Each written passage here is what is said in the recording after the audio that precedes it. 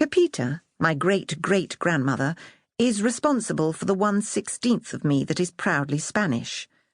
Throughout my life, I have been aware of the famous dancer, a spectacular beauty with what my grandmother Vita called her rapscallion background, who emerged from the back streets of a southern Spanish town to conquer the stages of 19th-century Europe. My father always spoke her name with a deliberately exaggerated lilt, just as he pronounced Lolita, in the way Nabokov stipulated in the opening line of his novel. A framed drawing of Pepita wearing the tight-bodiced, sleeveless dancing dress that identified her as the star of Andalusia at the time my great-great-grandfather fell in love with her always hung on the sitting-room wall in our house.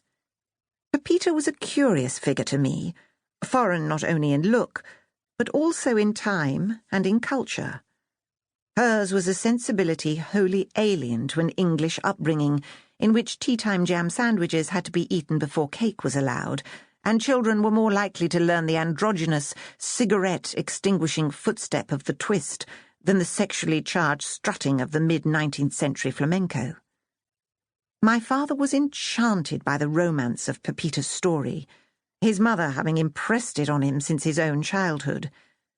He once gave me a Spanish doll made of hard pink plastic with a black lace mantilla over her face and highly rouged cheeks, and after a trip to Spain he brought me back a pair of wooden castanets with the word Malaga in black ink painted over a pink hibiscus. Clueless what to do with them, I was encouraged to be pleased by even the faintest hint of a Spanish heritage. Pepita was born in 1830, in the throbbing, poverty-riddled city of Malaga.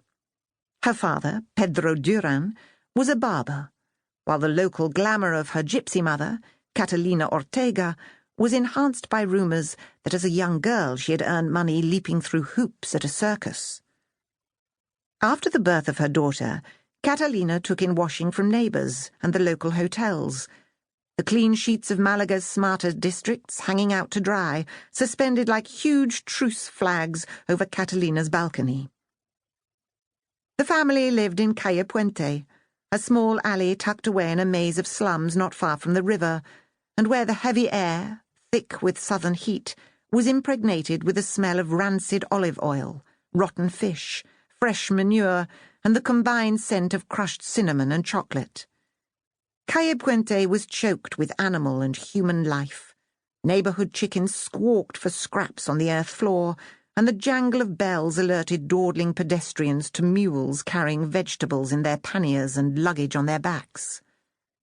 Bumping their way along the alley, the animals paused only to raise their heads, stretch their necks and bray, an alarming, jarring, semi-human combination of sobs and sighs. Dozens of tiny naked children ran and played together in the sunshine, while the women swept rubbish from outside their doorways and gossiped.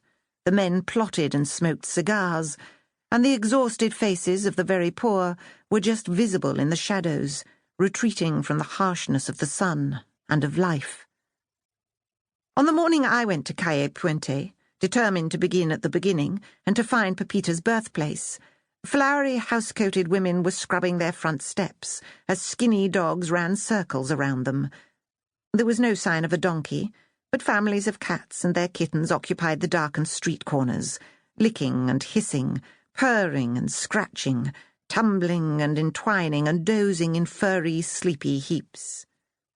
A man in a blonde wig with a 5 o'clock shadow and dressed in a silver miniskirt was making his unsteady way towards me on high heels, while his companion, 6 inches smaller, trotted beside him, puffing on a cigar, a silky Pekingese tucked under his arm. The old 1830 houses of Pepita's day had crumbled away, but although the replacement buildings were new, a sense of deprivation and struggle lingered.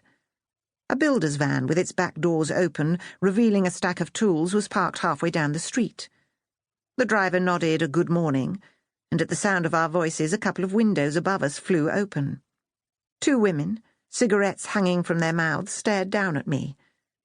In hesitant Spanish, and much backwards gesticulating with my thumb to indicate centuries past, I mentioned Pepita's name. At once, One of the women broke into a smile, pointing with her finger in the direction of the river. "Conservatorio Professional de Danza," she said triumphantly, mimicking a little dance movement as she spoke.